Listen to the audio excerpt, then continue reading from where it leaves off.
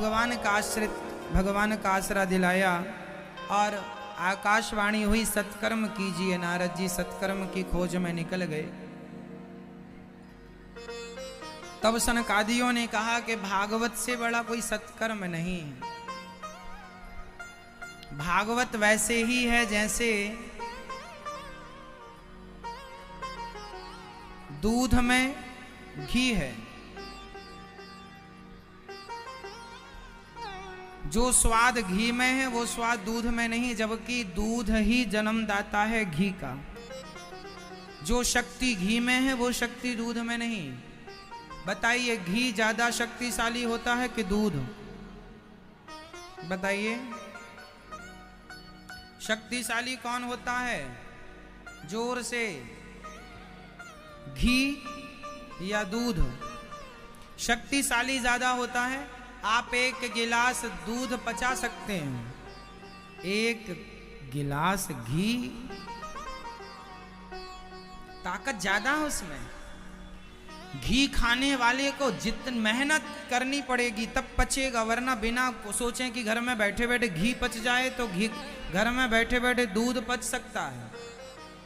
घर में बैठे बैठे घी नहीं, घी के लिए काम चाहिए। यदि आप काम करते हैं, मेहनत करते हैं तो घी पचा लीजिए आप। दूध से ही घी तैयार होता है भाई, दूध में ही घी होता है। दही बनाओ फिर मंथन करो। जैसे दूध में घी होता है पर घी दूध से कई गुना पावरफुल होता है, उसी प्रकार वेद पुराणों का सार भागवत जी हैं। जैसे दूध का सार घी है, उसी प्रकार वेद पुराणों का सार भागवत जी हैं। सर्व वेदेतिहासा नाम सारम सारम समुद्रतम। सबका सार वेद पुराण है। जो शक्ति भागवत जी में है वो शक्ति अन्य किसी वेद पुराण में, वो ताकत नहीं है कि आपको सदगति दे दे। सदगति देने की ताकत ओनली भागवत, सिर्फ भागवत जी। इसलिए भागवत श्रवण करना हम सभी का परम धर्म है, करना चाहिए। ज्ञान इसी से मिलेगा। तो भागवत जी नारद जी ने भक्ति महारानी को सनकादियों ने सुनवाई। भागवत जी सदा सेव्या श्रीमद् भागवती कथा। भागवत कितनी बार सुननी चाहिए आपके हिसाब से? राम राम रटते रहो जब तक घट में प्राण, कभी तो दीन दयाल के भनक पड़ेगी कान। भगवान का नाम रोज जपना है, नित्य जपना है, कभी तो सुनाई पड़ेगा ना उन्हें। भक्ति महारानी ने भागवत जी की महिमा सुनी और ताता थैया करके प्रकट होगी। भागवत सुनकर भक्ति ज्ञान वैराग्य का दुख दूर हुआ। जो भागवत भक्ति ज्ञान वैराग्य को दुख से बचाती हैं, वो भागवत हमें भी दुख से बचाएंगी। वो भागवत जी हम पर भी कृपा करेंगी, जैसे भक्ति ज्ञान वैराग्य पर कृपा की। प्रिय भक्तों, नारद जी ने एक सवाल किया कि कोई पुण्यात्मा व्यक्ति भागवत सुने तो उसकी सदगति हो जाएगी, क्या कोई पापी भागवत सुनेगा तो उसकी सदगति होगी? हाँ, भागवत कोई भी सुने, पापी सुने पुण्यात्मा सुने, गति तो सबकी होनी ही है। भागवत कोई भी सुने सबकी क्या होती है? सदगति। किसी की हुई? हाँ, किसकी हुई? एक धुंधकारी नाम के सज्जन थे, बड़े पापी थे, वीआईपी पापी, उच्च कोटि के। उनकी भी भागवत जी सुनकर सदगति हो गई। अच्छा बताइए, सबसे बड़ा पापी कौन? बताइए सबसे बड़ा पापी कौन? सवाल आपसे है, सबसे बड़ा पापी कौन? जो अपने माता पिता को सताता हो, जो अपने माँ बाप को घर से निकाल दे, इसके समान कोई दुनिया में पापी नहीं हो सकता। सबसे बड़ा पाप है अपने माँ बाप को घर से निकाल देना। आजकल की औलादें पता नहीं कैसी हो गई हैं।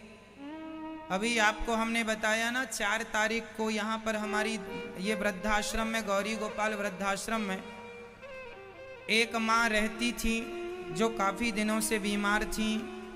हॉस्पिटल में भी उनका कुछ दिन इलाज चला, पर उनका शरीर 250 माताओं में हमारी एक माँ अत्यधिक बीमार होने के कारण अभी 4 तारीख को 4 अगस्त को उनका शरीर शांत हो गया। तो उनके बेटे को बुलाया गया तो बेटा नहीं आया। अपनी बूढ़ी माँ को कंधा देने के लिए बेटा नहीं आया। अपनी माँ को कंधा देने के लिए बेटा नहीं आया।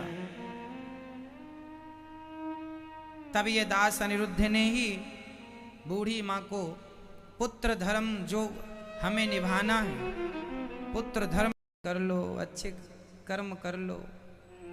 पता नहीं बच्चे, ये माँ ने भी कभी सोचा थोड़ी होगा कि मेरे मरने पर मेरे बेटे सू तक भी नहीं करेंगे, है ना। बच्चों को तुम उंगली पकड़कर हर माँ ही चलाती है, हर माँ ही अपने आंचल का दूध पिलाती है, हर माँ ही बच्चे को बहुत प्यार करती है।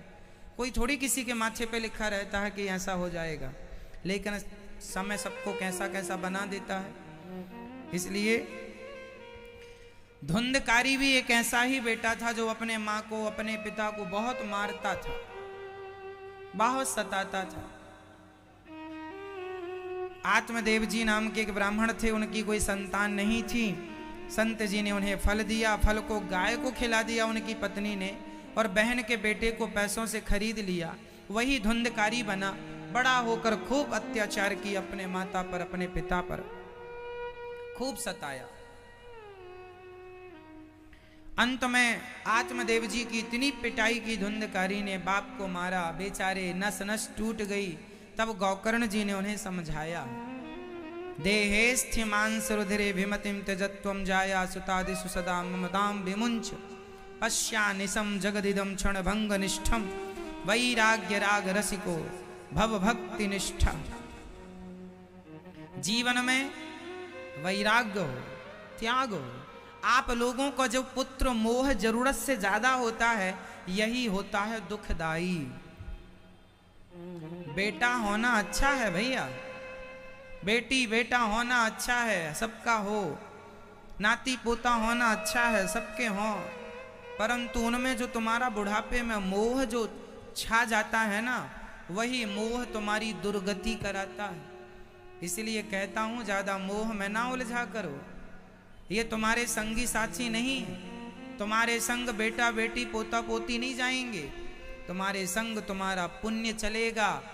कर लो अच्छे काम, कर लो भगवान का चिंतन, शरीर से कुछ अच्छा कर लो, वाणी से अच्छा बोल लो, आंखों से बिहारी जी को देख लो, कानों से भगवान की कथा सुन लो। एक दिन ये शरीर फिर जल ही जाएगा, है ना। गौकर्ण जी ने दिव्य ज्ञान दिया। आत्मदेव जी भगवत धाम को चले गए ज्ञान प्राप्त करके, भागवत जी का पाठ करके। धुंधकारी ने धुंधली को बहुत सताया। धुंधकारी की माँ धुंधली खूब मारा अपनी माँ को, कुआं में कूद कर बेचारी ने आत्महत्या कर ली। धुंधकारी 5 वैश्याओं को घर में ले आया और धुंधकारी 5 वैश्याओं का गुलाम हो गया। 5 का खूब प्यार करता उन वैश्याओं से, उनका कहा मानता। अंत में उन 5 ने धुंधकारी को मारा, गला दबा कर, नहीं मारा तो जलते अंगार मुंह में डाल दिए। धुंधकारी मर गया। अंत में हमारी गति यही होगी। आज हमारी आंखें खुली हैं, एक दिन वो होता है कि आंखें बंद हो जाती हैं। जब तक खुल रही हैं तो खोलकर बिहारी जी को देख लो। क्यों जी? वैसे भी अब हम लोग, अब बताइए आपके जीवन का सूर्य उदय हो रहा है कि अस्त हो रहा है? आप अस्ताचल की ओर हैं कि उदयाचल की ओर हैं? बोलिए, आप किस ओर चल रहे हैं अभी? आपके जीवन का सूर्य अब धीरे धीरे, हम सब अस्ताचल की ओर चल रहे हैं। मैं भी सम्मिलित हूं इसमें। मेरा भी जीवन, मेरा भी समय, ये शरीर धीरे धीरे एक एक करके, एक एक दिन, एक एक घंटे ये शरीर हमारा क्षीण होता चल रहा है। आज थोड़ी सी ताकत है शरीर में, फिर धीरे धीरे जैसे जैसे समय बीतता है वैसे वैसे शरीर बूढ़ा होता चलता है ना। जो शेर जंगल का राजा होता है ना मैया, वही शेर जब बूढ़ा हो जाता है तो आपको पता है बूढ़े शेर का शिकार जंगल के गीदड़ कर लेते हैं। आपको पता है शेर की मृत्यु कैसे होती है? बूढ़े अंत में शेर की मृत्यु बड़ी दुखदाई होती है। शेर जंगल का राजा होता है ये तो सबने सुना है, पर शेर की मृत्यु सबसे दुखद होती है। पूछो कैसे? शेर जब बूढ़ा हो जाता है ना तो उसके दांत भी कमजोर पड़ जाते हैं। कमजोर क्या पड़ जाते हैं? टूट जाते हैं। तो अब शिकार को दौड़कर पकड़ने की क्षमता रहती नहीं है। अब तो शिकार करनी, बूढ़ा शेर अब कैसे शिकार? कहीं अकस्मात कोई मिल गया तो खा लिया, और खा भी क्या लिया? मांस फड़ता नहीं है, फाड़ना पड़ता ना, चीरना पड़ता है, दांत तो बचे नहीं, दांत भी कमजोर, शरीर भी। तो शेर जो है, अधिकांश शेर भूख से तड़प तड़प करके मरते हैं, क्योंकि बुढ़ापे में शिकार करने की ताकत होती नहीं है, और शेरों में इतना संगठन होता नहीं है कि वो एक दूसरे की मदद कर सके। शायद किसी जंगल में कोई करता भी हो, है ना। बल्कि गीदड़ों में एकता होती है। उनके यहाँ पे एक शिकार करके लाएगा, सब मिलके खाएंगे, और शेर में एक लाएगा तो एक ही खाएगा, दूसरा आएगा तो भगा देगा उसको। वो ये भूल जाता है कि हमारा बुढ़ापा आने वाला है। यही हालत आप भी तो घर के शेर ही हो। बड़ा मैं शेर हूं, बुढ़ापा आएगा तो दांत वहां सब टूट जाएंगे तुम्हारे भी। हालत तो शेर जैसी होनी है, कहाँ बचते हैं दांत, वहां सब टूट जाते हैं। पहले चना चबा लेते थे, अब तो रोटियां नहीं चबाई जा रही हैं, है ना। अब तो बेटा बहू पोता पोती डांट देते, चुप रहो, ज्यादा ज्ञान ना दिया करो।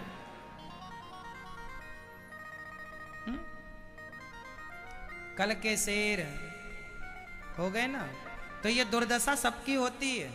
यदि इस दुर्दशा से बचना है तो एक उपाय है, समय के पहले बच्चों को काम धाम सौंप दो। जो जिंदगी है सौंप दो उनको, काम धाम बिजनेस व्यापार, और अपना पूंजी अपना धन कुछ अपने पास बचा के रखो, और अपना बुढ़ापा किसी अच्छे तीर्थ में भगवत धाम में अपना बुढ़ापा गुजारो। मरना भला है दूर का जहान अपना कोय, पशु पक्षी भोजन करें कोटि यज्ञ फल होए। घर में मरना ठीक नहीं है। भगवान का चिंतन करो बुढ़ापे में, बढ़िया कीर्तन करो, भगवान का नाम जपो, भगवत चिंतन करो। आजकल के तो बूढ़े भी अपने घर में मखमल के गद्दों में सोते हैं। अरे थोड़ा त्याग ले आओ, अब अपने अंदर त्याग लाओ। ज्यादा सुख जीवन में नुकसानदायक है। पहले के राजा महाराजा सुख चैन छोड़ छोड़ करके जंगल जाते थे तपस्या करने बुढ़ापे में।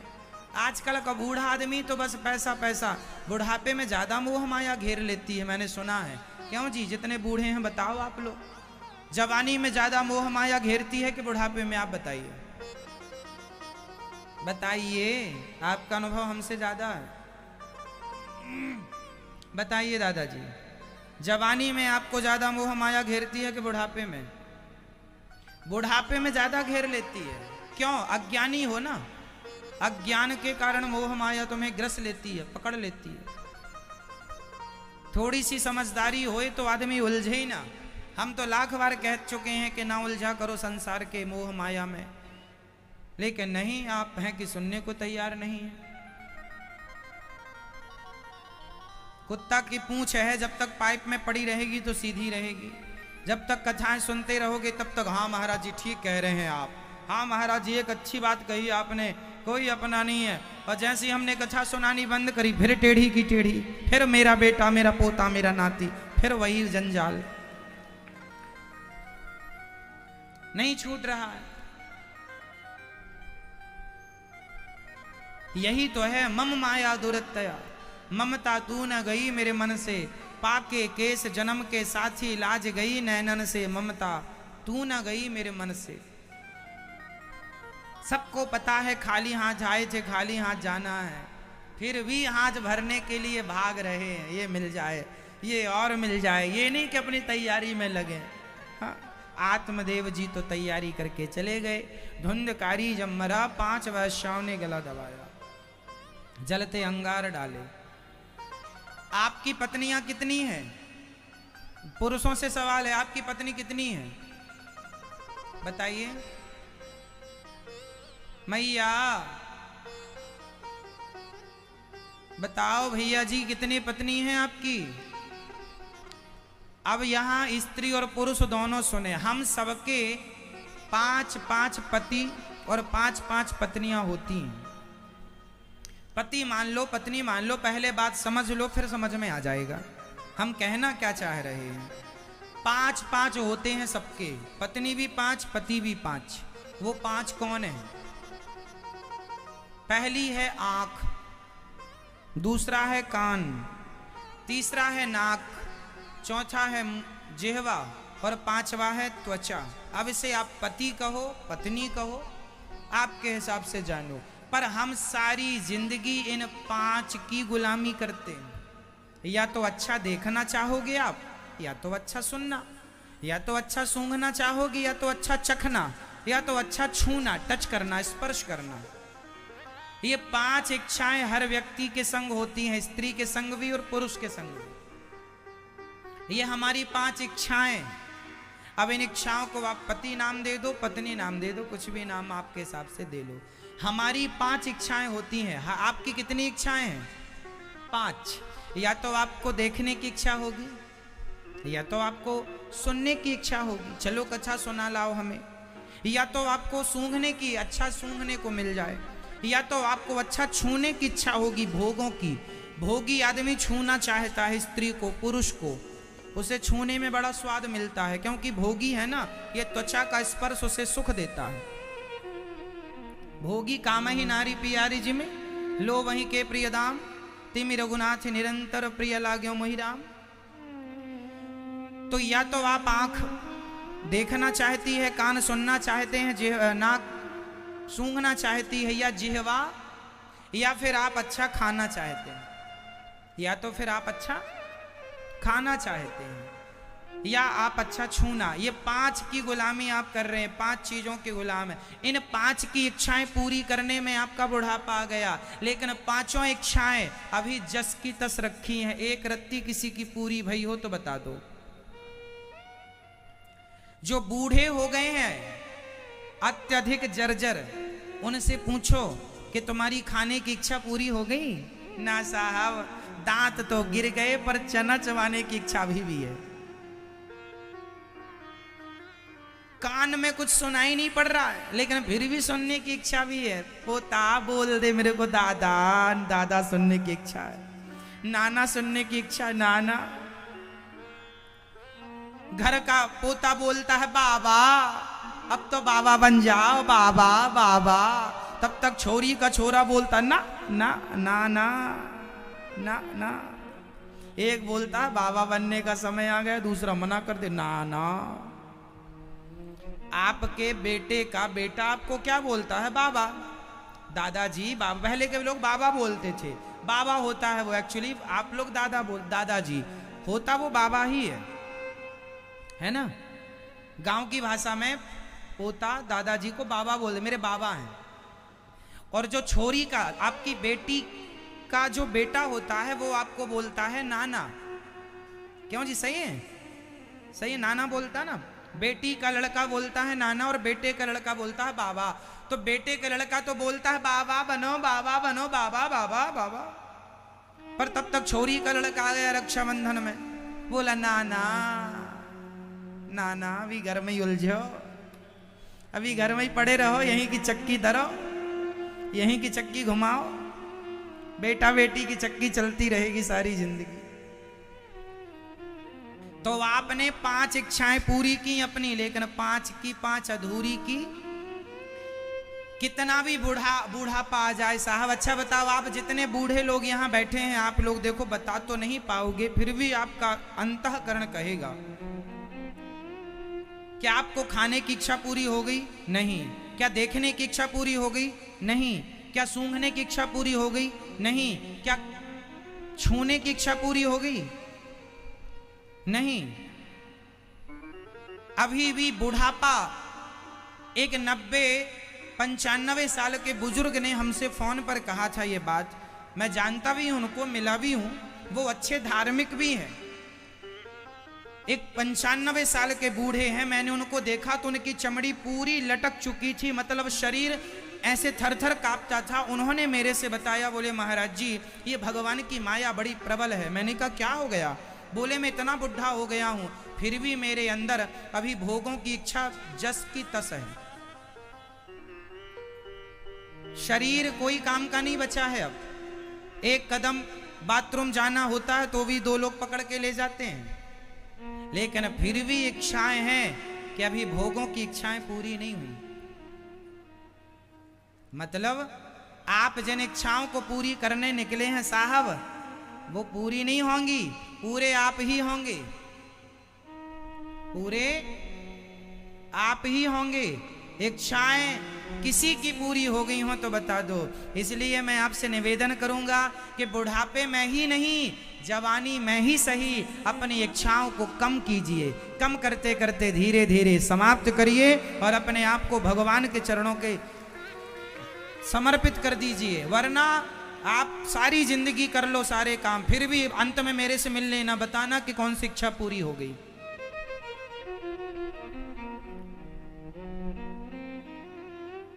किसी की हुई नहीं है, तुम्हारी हो जाएगी। तुम्हारे बाप दादे सब मर गए इच्छा ले लेके, उन्हीं इच्छाओं के पीछे तुम भाग रहे हो। इसलिए कोई इच्छा नहीं, मन को भगवान में लगाओ। अब जितना अच्छा ये कैसे लगेगा, जितना अधिक कथाएं सुनेंगे आप, जितना अधिक भगवान का चिंतन करेंगे आप, उतने सुखी रहेंगे, आप बच जाएंगे। इसलिए कथाएं रोज सुना करो, रोज सुना करो भगवान की चर्चाएं। कथा मात्रिक जीवन, कथा ही भगवान का दर्शन कराएगी, कथा ही सही मार्ग पर ले जाएगी। धुंधकारी की 5 पत्नियां, ये 5 इच्छाएं थी उसकी। अच्छा देखने की इच्छा, अच्छा सूंघने की, अच्छा चखने की, अच्छा सुनने की, अच्छा भोगों की इच्छाएं तो जस के तस रही। किसी ने खूब कहा है कि शराब में तो नशा जस का तस है, शराब में मस्ती तो जस की तस रही। बस पीने वाले की मस्ती उतर गई। जवानी में शराब तुम्हें खूब मस्ती देती थी, नशा देती थी। शराब में तो नशा अभी भी है, पर अब पीने वाला बूढ़ा हो गया, अब वो पी करके वो सुख उसे नहीं मिल रहा है जो उसे जवानी में मिलता था। कुल मिला के शराब का कुछ ना बिगड़ा, बिगड़ा तो सिर्फ तुम्हारा बिगड़ा। अर्थ ये निकला कि शराब का तो कुछ ना बिगड़ा, बिगड़ा किसका? शराब को तुमने एक बार पिया था, उसके बाद तो शराब ही आपको पी गई। आप क्या पिएंगे उस शराब को? वो ही आपको पीकर नष्ट कर चुकी, बचा क्या?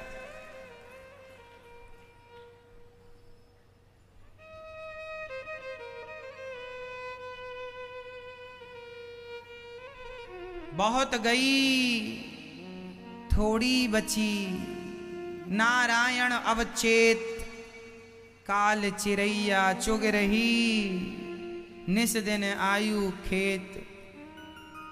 आप कब बूढ़े हो गए आपको पता ही नहीं लगा। कितने जल्दी आपके बच्चे बड़े हो गए, बच्चों का विवाह देखते देखते कल छोरा पैदा हुआ, ऐसा लगा रे कल ही पैदा हुआ था, आज इसकी शादी हो रही है। बच्चे कितने जल्दी पैदा हो जाते हैं, कितने जल्दी बड़े हो जाते हैं, कितने जल्दी उनकी शादी विवाह हो जाती है। और जब आप अपने आप को देख, अरे हम बूढ़े हो गए, बाल पक गए हमारे, हाँ पक गए बाल। इतने व्यस्त थे संसार में, पता ही नहीं चला कि कब जवानी हाथ से निकल गई। आप एक मुट्ठी बालू उठाइए अपने हाथ में, बालू मतलब रेत, नदी के किनारे की जो बालू होती है, रेत होती है, उस रेत को भरिए आप अपने समुद्र के किनारे की रेत अपनी मुट्ठी पर दबाइए और बताइए उसे दबाकर कितनी देर अपने हाथ में रख सकते हैं आप लोग। रेत सरकती जाती है, हाँ या ना? और कितना भी उसे दबाओ, कितना भी बचाओ, वो सरक करके आपकी मुट्ठी खाली हो ही जाएगी। जैसे रेत को आप कभी पकड़ नहीं सकते बहुत देर तक, वो सरकती ही चली जाएगी। उसी प्रकार ये आपका मनुष्य का शरीर ये रेत की तरह सरकता ही चला गया। बचा ही कितना है? बहुत चला गया, बस जरा सा ही तो बचा है। पूरी रेत खिसक गई हाथ से, बस बची कितनी है? जरा सी। अब ये जरा सी भी मैया बैठो, मैया भजन के इंतजार में है कि और हो तो और नाच लें।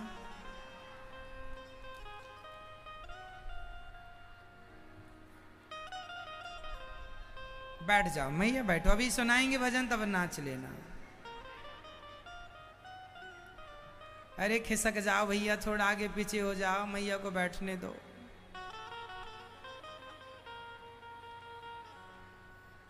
अब ध्यान से सुनो। धुंधकारी प्रेत बना जो अपने माता पिता को सताता है, वो प्रेत बनता है। अच्छा ये बताओ मुझे, आप में से कितने बच्चे ऐसे हैं जो अपने माँ बाप की सेवा करते हैं? आप में से कितनी बहुएं ऐसी हैं जो अपनी सास ससुर की पिता तर मानकर, माता मानकर सेवा करती हैं? हाथ उठा लो भैया, बताओ कौन कौन बहुएं अपने सास ससुर की सेवा करती हैं? आप करते हैं अपने सास ससुर? कहाँ आपके सास ससुर? अच्छा, जब थे करी थी सेवा आपने, ठीक है। आपकी सास है मैया? हाँ, नहीं आपकी कहाँ है? सेवा करती हैं आप? सही मैया आप नहीं है? बम हो गई, बम।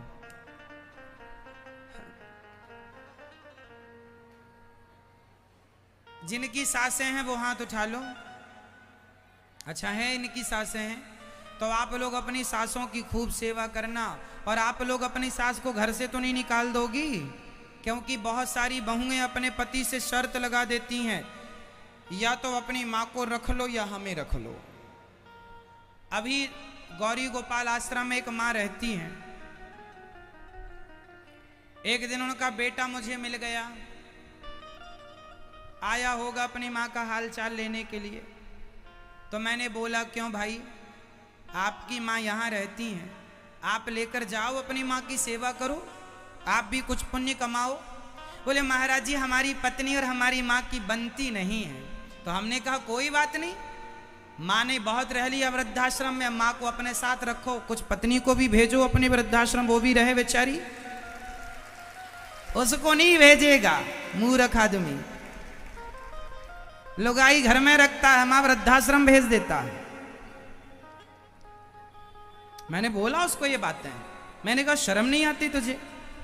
माँ को, अरे जब भेजना, जब माँ की और पत्नी की नहीं बनती तो पत्नी को क्यों नहीं भेजा तूने वृद्धाश्रम, माँ को ही क्यों भेजा? मतलब मूर्खों की बातें अब सुनते ही रहो बस।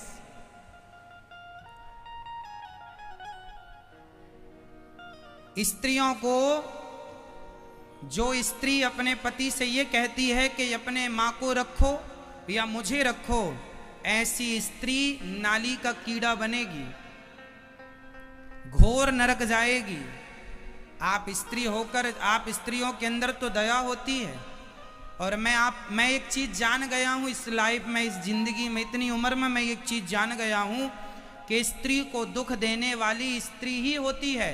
स्त्री को पुरुष इतना नहीं सताता जितना स्त्रियों को खुद स्त्रियां ही सताती हैं। अब बहू भी स्त्री है, सास भी स्त्री है, बोलो हाँ या ना? जेठानी भी स्त्री है, देवरानी भी स्त्री है, ये दोनों ही लड़ती रहती हैं।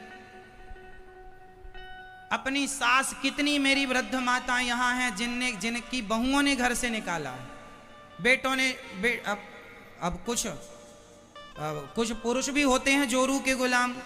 अच्छा तुम कह रही हो तो माँ को घर से निकाल देते हैं, तुम रहना घर में, तुम्हारे बिना तो हम मर ही जाएंगे। हाँ, तुम्हारे पांव धो धो के तो पीना, तभी तो तरेंगे।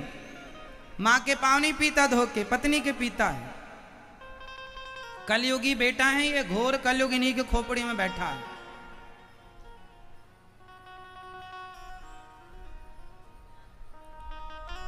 इतने भी नारी लंपट ना बनो, इतने भी योनी लंपट ना बनो कि अपना धर्म छोड़ दो, अपनी मां को घर से निकालना। सैकड़ों गौ हत्या करने का जो पाप है वही पाप आप कर रहे हैं अपनी मां को घर से निकाल कर। इस पाप का कोई प्रायश्चित नहीं है। आप फिर कितने भी तीर्थ कर लेना, यज्ञ कर लेना, मर जाना माथा पटक के। अभी मैं बता चुका हूं कि मां मर गई, बेटे ने सूतक तक नहीं किया। अब सोच लीजिए कि वो कौन से पाप का अधिकारी हो चुका है, कौन से नरक की उसकी टिकट कंफर्म हो चुकी है। मतलब जरा भी, अरे पड़ोसी मर जाए ना हमारे यहाँ तो पड़ोसी के मरने पर भी लोग पहुंच जाते हैं, हमारा पड़ोसी है, हमारा जान परिचित का है। आपका दोस्त ही कोई उसके साथ घटना घट जाए तो आप दोस्त के मरने पर भी जाते हैं, मेरा दोस्त है, मेरे लंगोटिया यार है। आपकी फ्रेंड हो, आपकी सखी सहेली हो, मर जाए तो आप जाते हो कि नहीं उसके मरने पर, कोई भी रिश्ता हो। लेकिन यहाँ खुद की औलादें माँ के मरने पर नहीं आ रही हैं। आने जाने की तो छोड़ दो, सूतक भी नहीं कर रहे हैं कि 13 दिन 10 दिन 5 दिन का जो नियम कानून है, जो शास्त्रों का विधान है वो तो कर लो। कुछ नहीं, सदाचार तो मानो मर ही गया है। आज कुछ नहीं बचा, केवल पैसा बचा है। और आज के कुछ बेटे अपनी पत्नी को बचाते हैं, पैसा बचाते हैं, मां को निकाल देते हैं। ऐसी भी क्या मजबूरी होती होगी लोगों की कि पत्नी को रखा है, मां को निकाल दिया। पता नहीं, बहाने हजार होते हैं सेवा ना करने के। मैं आप लोगों से हाथ जोड़ के निवेदन करता हूं, भिक्षा मांगता हूं, आप अपने अपने माँ बाप की सेवा की हमें वचन देकर भिक्षा दीजिए कि आप सदा अपने बूढ़े माँ बाप की ऐसी ही सेवा करेंगे जैसे आप भगवान की सेवा करते हैं। उन्हें भगवान से कम नहीं मानेंगे, एक रत्ती कम नहीं। बूढ़ा बाप भगवान के तुल्य है, बूढ़ी माँ भगवान के तुल्य है। सेवा करना आपका परम धर्म है, परम कर्तव्य है। माँ कैसी भी हो, बाप कैसा भी हो, पर फिर भी सेवा करना धर्म है। वो लाख गालियां दें, वो लाख बद्दुआएं दें, फिर भी हमें सेवा करना धर्म है। पुत्र पुत्र ही होगा, पिता पिता ही होगा। माना कि कुछ बाप भी गलत होते हैं, कई बाप ऐसे भी होते हैं कि अपने बच्चों को ही सताते हैं। ऐसा नहीं है कि हर जगह बेटे ही गलत हो, बाप भी कई जगह गलत होता है, कई जगह माँ भी गलत होती है। हर बेटा और हर बहू गलत नहीं होते, कुछ माएँ भी गलत होती हैं। बेटा बहू कितनी ऐसी मेरे से मिली जो बोलती हैं कि मैं सेवा करना तो चाहती हूँ पर हमारी माँ सेवा कराना नहीं चाहती। तो जो जहाँ माना कि आपकी सास गलत है, आपका पिता गलत है, आपकी माँ गलत है, ठीक है, फिर भी वो भले गलत हैं पर पिता हैं माता हैं, फिर भी तुम्हें सेवा, उनसे जबान नहीं लड़ानी, उनको गाली नहीं देना, उनका अपमान नहीं करना। वो सेवा कराएं तो कराएं, नहीं कराएं तो नहीं कराएं, पर बोलना कुछ नहीं है आपको कि तुम गाली देने लग जाओ, ऐसा नहीं। माँ बाप का कर्जा तो मैं अपना सिर काट दूं तो भी ना चुका पाऊं, ये कहावत है कि माँ बाप का कर्जा का पालन नहीं किया तो धर्म भी हमारी रक्षा नहीं करेगा। तो भगवान श्री कृष्ण की सारी लीलाएं क्यों हुई, क्या बताना चाहते हैं भगवान? आज आओ समझते हैं सब्जेक्ट को। बताइए, किसी निहत्थे को मार डालना धर्म है कि अधर्म है? अब थोड़ा ध्यान से कथा में मन लगाएंगे, गहरी चर्चाएं आज हम आपसे करेंगे। बताइए कि निहत्थे को मार डालना, युद्ध में निहत्थे को, जिसके हाथ में कोई अस्त्र शस्त्र ना हो, उसे निहत्था कहते हैं। उसे मार डालना पुण्य है कि पाप है, धर्म है कि अधर्म है? बोलो बोलो, अधर्म है। तो फिर दानवीर कर्ण जब निहत्थे थे तो अर्जुन से भगवान ने ये क्यों कहा कि इसे मार डालो? तो क्या भगवान अपने भक्त से अधर्म करा रहे हैं? नहीं। कर्ण भी उस समय निहत्थे थे, उनका रथ जमीन पर धंस चुका था। जब वो निकालने के लिए रथ से नीचे उतरे तो अर्जुन ने बाण चलाया और कर्ण की मृत्यु हुई। सामान्य दृष्टि में देखने से तो यही लगता है कि ये तो अधर्म है, परंतु एक बात समझ लो कि जो अधर्म है उसे समझना पड़ेगा कि सामने वाला धर्मात्मा है तो हम उसके संग धर्म करेंगे, और सामने वाला ही अधर्मी है। जब अभिमन्यु को मारा गया था तो यह दानवीर कर्ण लोग सब तो थे, वो भी तो निहत्था था। तो जब इन्होंने निहत्थे को मारा तो अब ये निहत्थे हैं, तो इन्हें मारने से अपराध कैसे लगेगा? इन्हें मारना पाप कैसा हुआ? भाई, इन्होंने यदि अभिमन्यु के लिए ये सोच रखी होती कि ये निहत्था है, से अभी ना मारो, तो मान्य होता कि हाँ जी इन्होंने धर्म का पालन किया है, इसलिए इनके संग भी धर्म का आचरण किया जाए। जो धर्म का आचरण नहीं करता उसके संग हम धर्म का आचरण कैसे करेंगे? इसलिए धर्म की परिभाषाएं बड़ी गहरी। बताइए आपका धर्म क्या है? आपका धर्म क्या है? क्या धर्म है आपका? पत्नी का धर्म अलग होता है, पति का धर्म अलग होता है, पुत्र का धर्म अलग होता है, पिता का धर्म अलग होता है, अतिथि का धर्म अलग होता है, जीव मात्र का धर्म अलग अलग है ना। पत्नी का धर्म क्या है? अच्छा बताओ, पत्नी का धर्म क्या है? पत्नी का धर्म है पति की सेवा करना, सास ससुर की सेवा करना, ये धर्म पत्नी का है। पति का धर्म क्या है?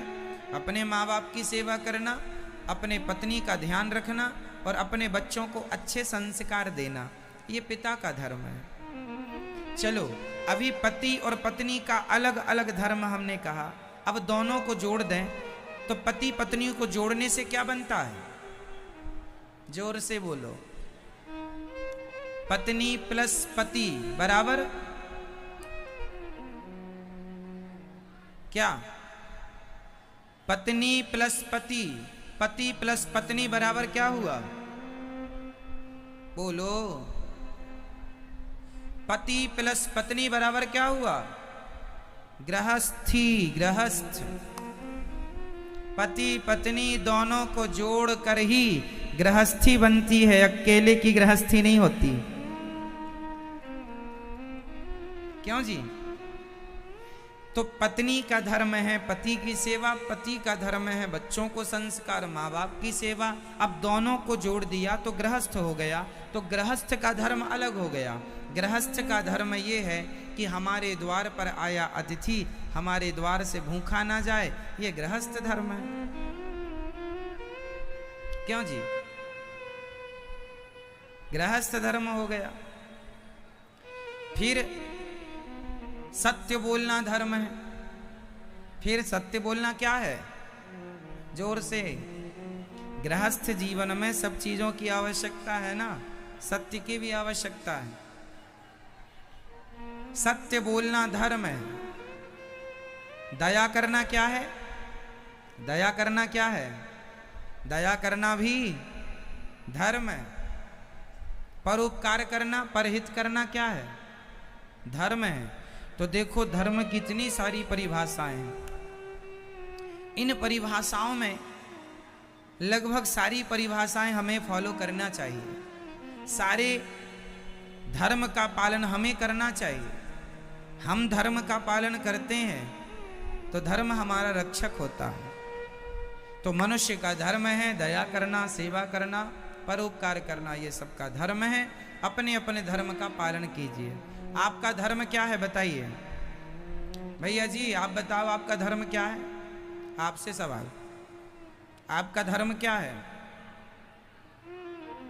बताइए, जल्दी बताइए। आपका धर्म क्या है? पति?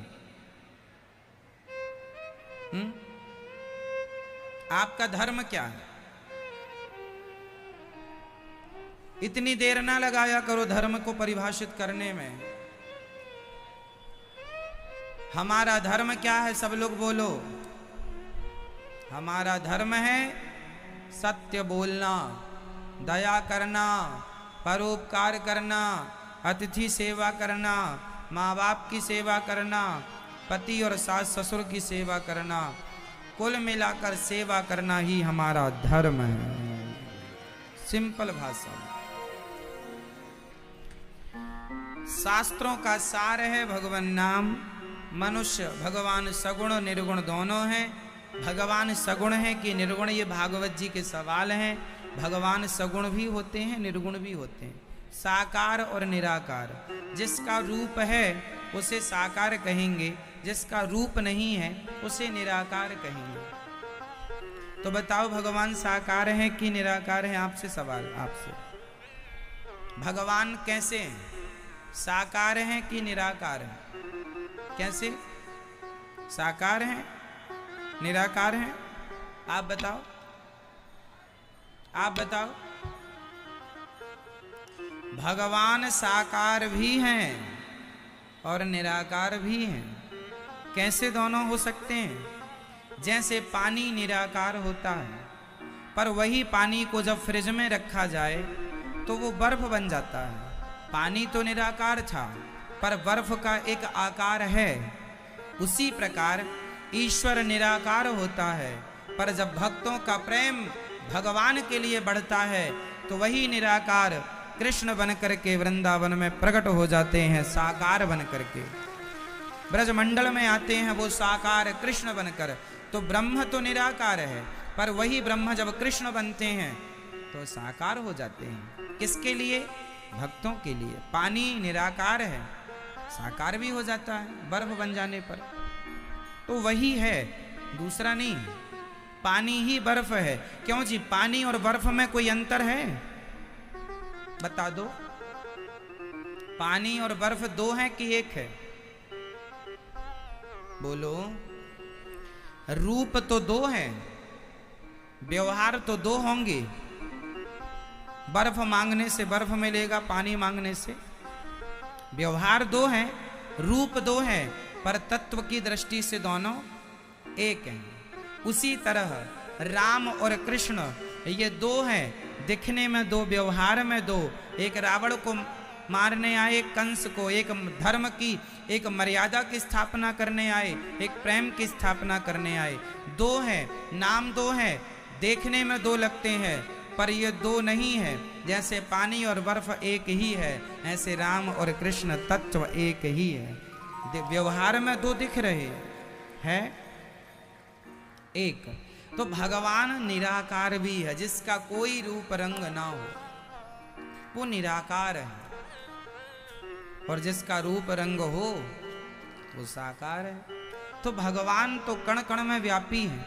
सब, एक सज्जन ने हमसे कहा कि महाराज जी, जब भगवान सब जगह है तो फिर मंदिर जाने की क्या जरूरत है? जब भगवान सब जगह व्यापक है, व्याप्त है, उपस्थित है, तो मंदिर जाके उसकी पूजा करने की क्या जरूरत है?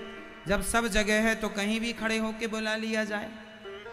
बात तो सही है कि भाई भगवान सब जगह, लिखा भी है हरि व्यापक सर्वत्र समाना। आप लोग जो पीछे खड़े हैं आनंद से सुनते रहिए, और हम आपको देख रहे हैं। आप बिल्कुल आनंद से जहाँ हैं, खड़े हैं, बैठे हैं, स्वागत है आपका। जगह नहीं है बैठने की, सो आप खड़े हैं, बस लड़िए मत, बाकी आनंद से सुनिएगा। हाँ, हम आपके टाटा को देख रहे हैं। हाँ, खुश रहिए। आप बैठने को जगह मिले तो बैठो, वरना आज के लिए ठाकुर जी के लिए आप खड़े होके सुन रहे हैं, ये भी आपकी तपस्या ही है। भगवान की कथा धूप में खड़े होके सुन रहे हैं, ये भी आपकी तपस्या है। अब जगह यहाँ है नहीं, जगह इतनी ही है। अब आप सुनते रहिएगा, शोर ना कीजिएगा और प्रेम से सुनिएगा। तो भगवान जब सब जगह है तो मंदिर जाने की क्या जरूरत है, ऐसा सवाल किसी ने हमसे पूछ लिया। तो हमने समझाया उन सज्जन को कि सुनो, भगवान तो सब जगह है, परंतु मंदिर में जैसे हवा सब जगह होती है, हवा सब जगह होती है, धूप में भी हवा होती है, छांव में भी हवा होती है। पर आप ये बताओ कि गर्मी के मौसम में आप धूप की हवा लेना पसंद करेंगे कि छांव की? पीपल की छांव है, बट वृक्ष की छांव है, नीम की छांव है। तो हवा तो धूप में भी है, हवा तो छांव में भी है। आपको बहुत गर्मी लग रही है और आप रास्ते पर हैं, तो आप जरूर छांव की हवा लेना पसंद करेंगे। हवा तो सब जगह होती है, पर छांव में तो जाने का आनंद ही कुछ और है। उसी प्रकार भगवान तो सब जगह होते हैं, पर मंदिर की छांव में ठाकुर जी का आनंद कुछ और ही होता है। मंदिर की छांव में भगवान का आनंद और कुछ होता है। उसी तरह जैसे धूप की हवा और छांव की हवा में अंतर है दोनों एक सी हवा है ना। बस यही है कि मंदिर से भक्तों की एक पॉजिटिविटी जुड़ जाती है ना। वहाँ आप जाते हैं, सकारात्मकता आपके अंदर होती है, सकारात्मक पॉजिटिव वाइब्रेशन वहाँ पर होता है। इसलिए हम लोग मंदिरों में जाकर देखते हैं कि वहाँ एक शांति का अनुभव है, एक अच्छा फील होता है। इसलिए हमें मंदिर जाना चाहिए। ठाकुर जी बैठे हैं, टुकुर टुकुर देखना चाहिए, आँखों से आँखें मिलाना चाहिए, बात करनी चाहिए। वैसे तो भगवान सब जगह है, कहीं भी आप बात कर लीजिए, लेकिन फिर भी मंदिरों में यदि भगवान सब जगह है तो मंदिर सब जगह से अलग तो नहीं है। सब जगह में मंदिर भी तो आता है।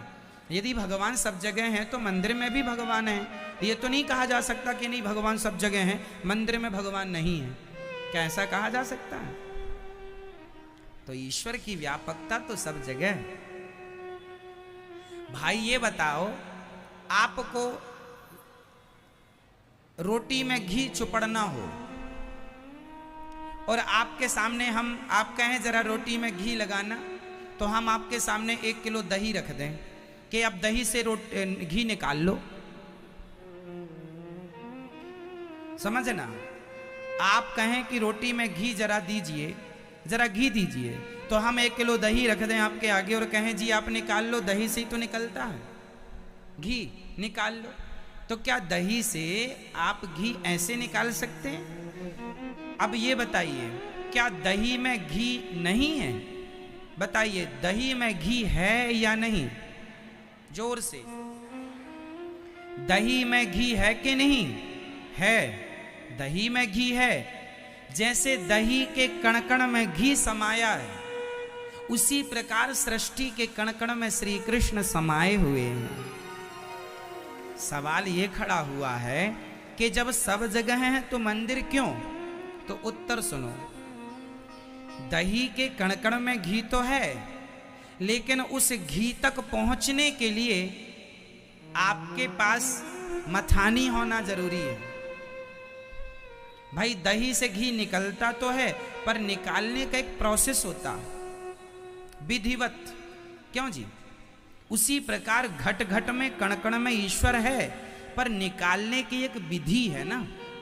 कैसे निकालेंगे? तो मथानी डालेंगे, रस्सी से उसे बांधेंगे और रस्सी तेजी से चलाएंगे, मथानी घूमेगी तो दही के कण कण से वो मक्खन अलग हो जाएगा।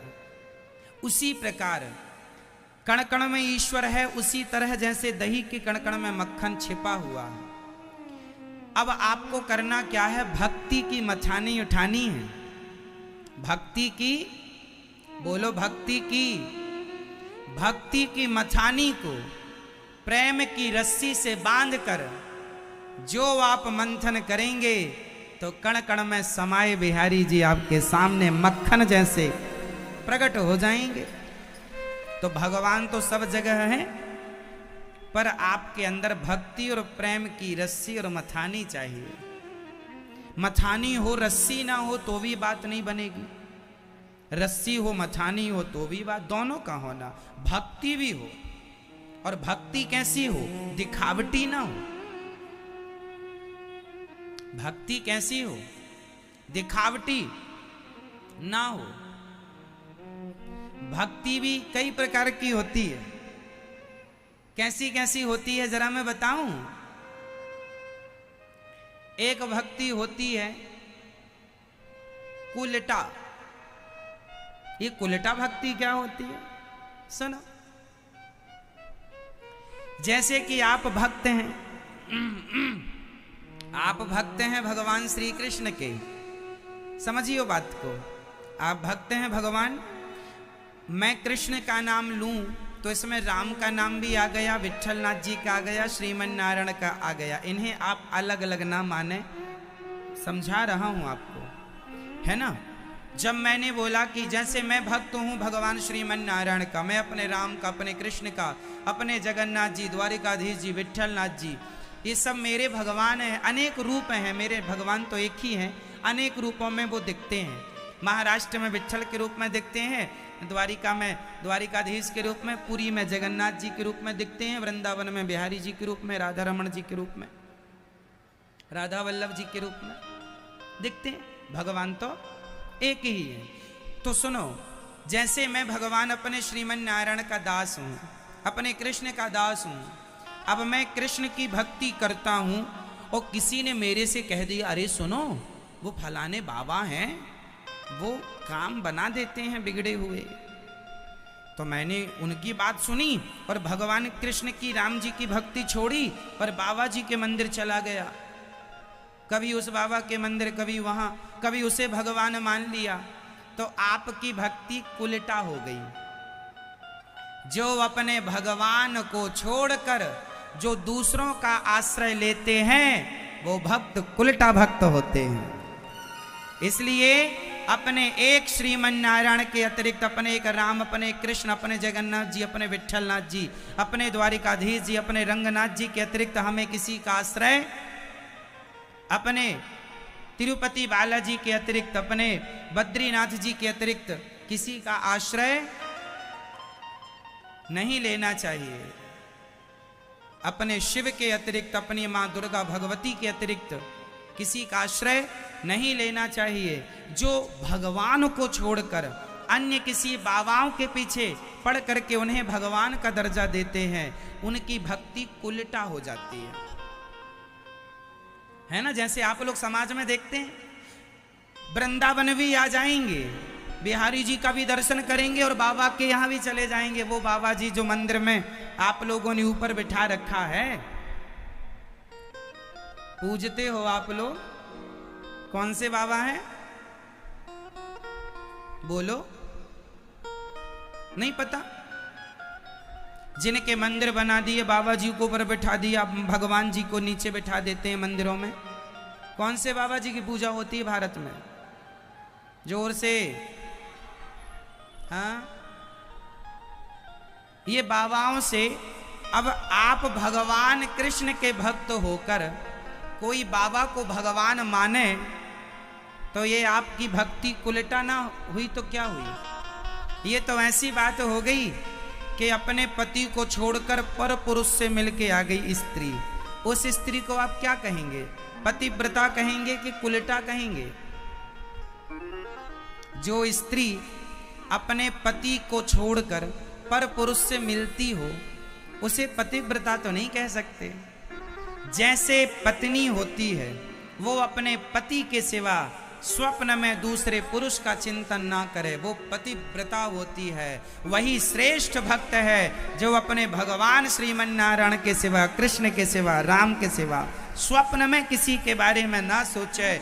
बस हमें तो सपना भी अपने राम का, अपने कृष्ण का, अपने नारायण का आता है, सोचें भी ना जो दूसरों के लिए वो उच्च कोटि के भक्त हैं। और जो आज यहाँ कल वहाँ परसों वहाँ उल्टा है,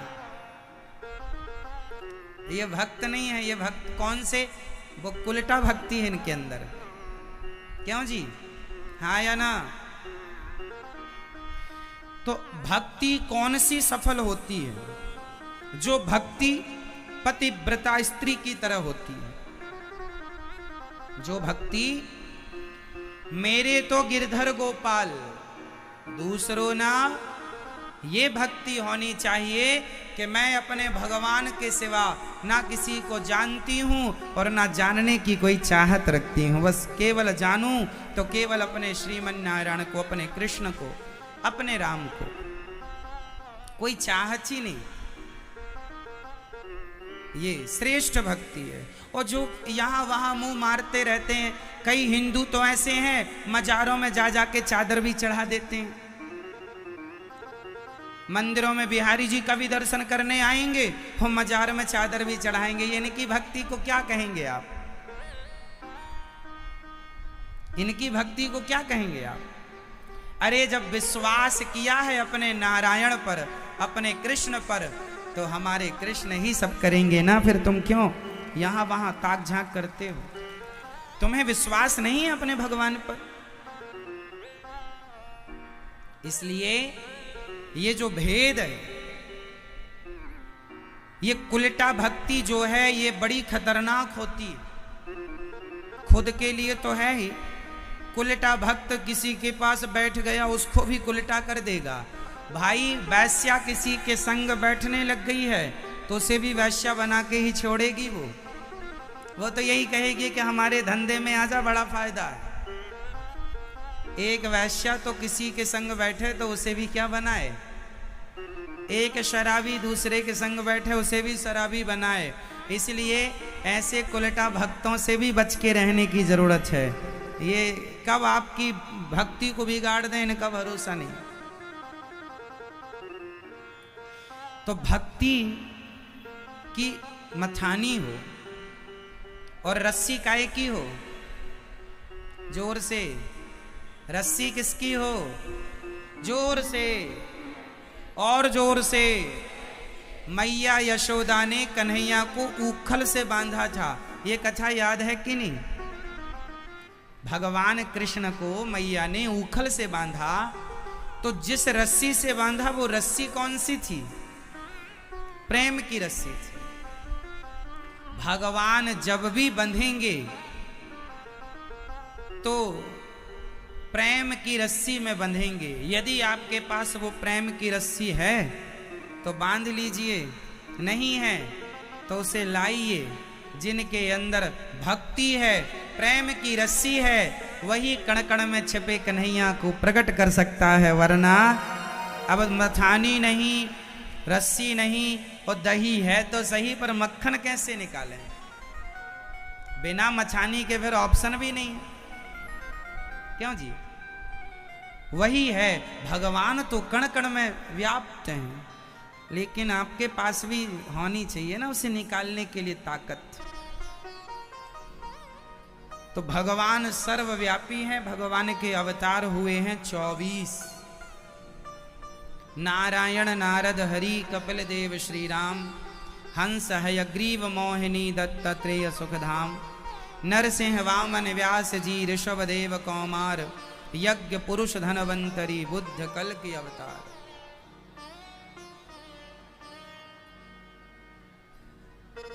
भगवान के अनंत अवतार हैं। ये पर्दे को आज आप ध्यान से देखिए, देखो इसमें कितने दर्शन हो रहे हैं आपको।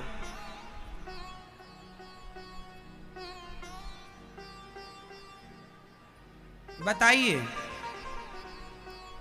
ये जो ऊपर लेटे हैं ये कौन से भगवान हैं? जोर से, हाँ जोर से बताओ। ये जो ऊपर लेटे हैं ये कौन से भगवान जी हैं?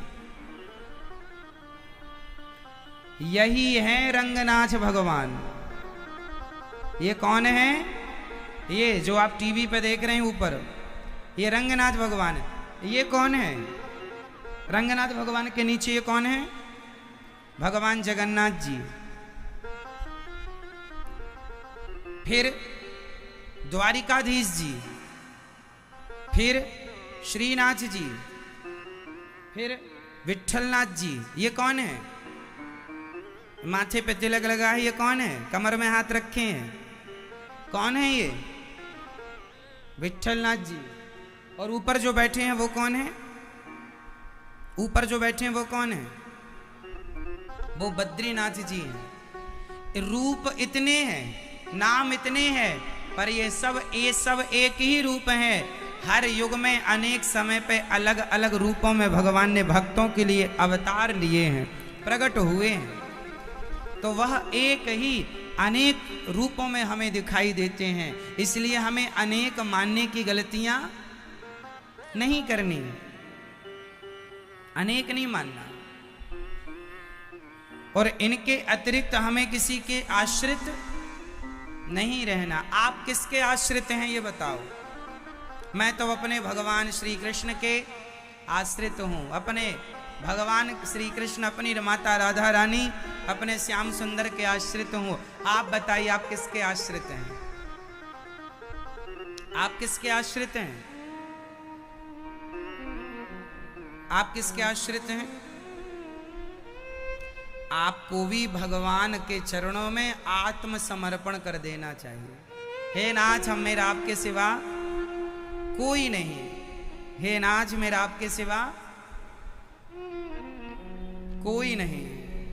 जैसे मेरे पीछे मेरे श्याम सुंदर की परछाई का आप दर्शन कर रहे हैं, ये भाव सदा बनाओ कि मेरे साथ सदा श्री कृष्ण की परछाई, कृष्ण के रूप में, परछाई के रूप में कृष्ण मेरे संग सदा विराजते। मैं एक क्षण, एक पल के लिए भी अपने कृष्ण से दूर, तू अकेला नाही प्यारे राम तेरे साथ में। भगवान के अवतार 24 में, अनंत अवतार तो हैं, 24 तो हैं ही, पर भगवान के अनंत अवतार हैं। अनेक रूप रूपाय विष्णवे, प्रभु विष्णवे, अनेक हैं। प्रिय भक्तों, व्यास जी महाराज ने 17 पुराण लिखे। भागवत जी का उपदेश नारद जी ने किया। नारद जी एक बार समस्त तीर्थों का भ्रमण करने के लिए निकले और उन्होंने सारे तीर्थों में घूम घूम करके देखा। नारद जी पिछले जन्म में दासी पुत्र थे, इस जन्म में भक्ति का प्रचार कर रहे हैं। पिछले जन्म में नारद जी कौन थे? दासी पुत्र। एक ब्राह्मण के घर में इनकी माँ झाड़ू पोंछा का काम करती थी, तो ब्राह्मणों के घर में साधु संत पधारे चतुर्मास करने के लिए। चतुर्मास जानते हैं? चतुर्मासा पहले जब बारिश शुरू हो जाती थी ना,